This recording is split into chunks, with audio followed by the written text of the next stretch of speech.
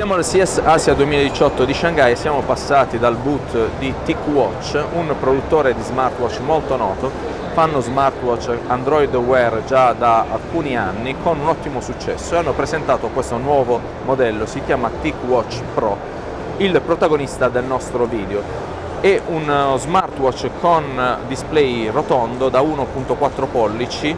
C'è un display principale AMOLED con risoluzione di 400x400 pixel, ma in cima a quello hanno inserito un altro display che vi mostro appena il display principale si spegne. Quindi passato qualche secondo il display principale si spegne e compare questo display a basso consumo che permette di avere comunque sotto controllo i principali parametri dello smartwatch senza però consumare eccessivamente batteria. Ed è la prima volta che vedo una soluzione di questo tipo, un dual layered display. C'è poi questa dial nera in metallo, in acciaio. La parte centrale ritengo che possa essere in plastica e ritroviamo l'acciaio anche sulla cassa, sul fondo della cassa, che ci informa tramite queste scritte del fatto che c'è la certificazione IP68, quindi resiste anche all'immersione. Sul fondo poi c'è il pogo pin per la ricarica e il trasferimento dati e i sensori per la frequenza cardiaca.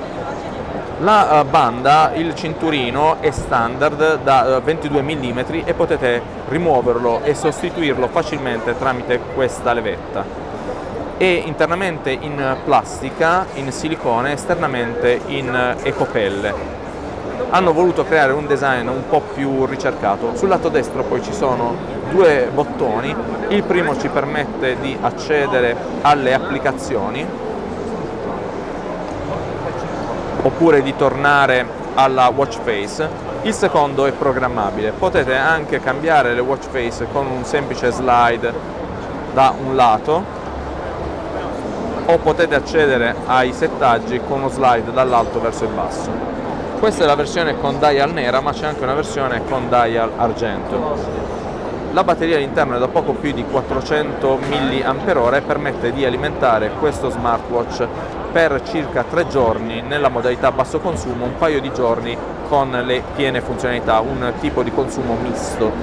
La piattaforma hardware è basata su Snapdragon Wear 2100 con 512 MB di memoria RAM e 4 GB di storage.